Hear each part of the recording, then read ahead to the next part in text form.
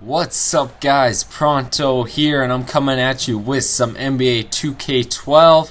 We got the Knicks versus the Miami Heat as they are facing today in the real NBA. So I'm going to talk about, in this video, Linsanity. It's become a craze over all sports fans, basically. People that have not watched even basketball that much are talking about Jeremy Lin.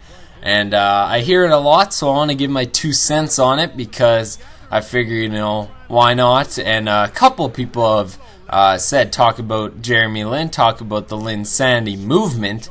So I'm going to talk a bit about it, and basically what I want to say is there has been a lot of scepticisms about Jeremy Lin. And by the way, I like to say also that I've been a fan of Jeremy Lin for about a while now, because I actually was watching some of his YouTube videos that he had, that he made himself in the off season. I watched a couple of those, and I think they're pretty awesome. And then I just started following him, started watching his clips, his highlights on YouTube, and all that's good stuff. And then I basically just became a fan of Jeremy Lin, and that was when he was on Golden State, and then all of a sudden he hits New York and he just blows up.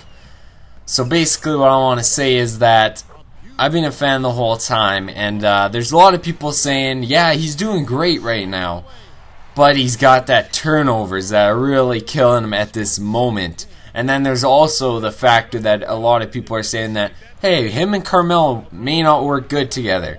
So since Melo's been out for a while and he finally came back for their game against the Nets, which they lost, but then he came back yesterday and they played the Hawks, and I saw a bit of good chemistry between the two.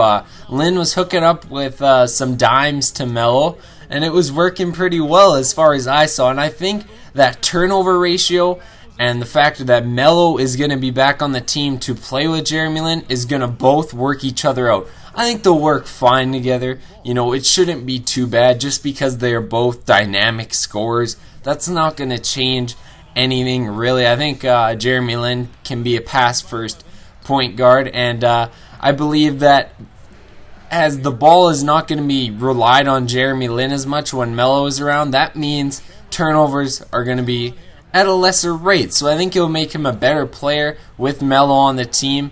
So I definitely think that'll be good for everybody, really. And a lot of people are having skepticisms about it. But they're playing the Miami Heat today, so we'll have to see. That's going to be a tough matchup for the team, and we'll have to see how Jeremy Lin performs. And hopefully it can be something compared to what he does in this game, because he does fairly well. And I'm guessing that this is all going to blow over soon. There's certain things that people hop on the bandwagon, if you want to call it, and it'll all blow over soon. There's going to definitely be a lot more Jeremy Lin fans than there ever were, of course. New York's loving him at the moment, so unless he just starts shit in the bed, then maybe they'll start going against him. But right now, they're just absolute fans of him. And a lot of people are comparing Tebow fever to the Linsanity movement. And, I just don't think that's a fair comparison. Like, Jeremy Lin's a pretty good quarterback. Come on, you can't even compare the two. But don't get mad, Tebow fans. I'm just stealing that joke from Daniel Tosh. So don't take that too offensively. I don't mean to offend anybody in this video. So basically, guys, thank you for watching. Just thought I'd talk about Jeremy Lin a bit because I want to give my opinion on it. A couple people been asking. And we'll have to see how Lin will do in the future.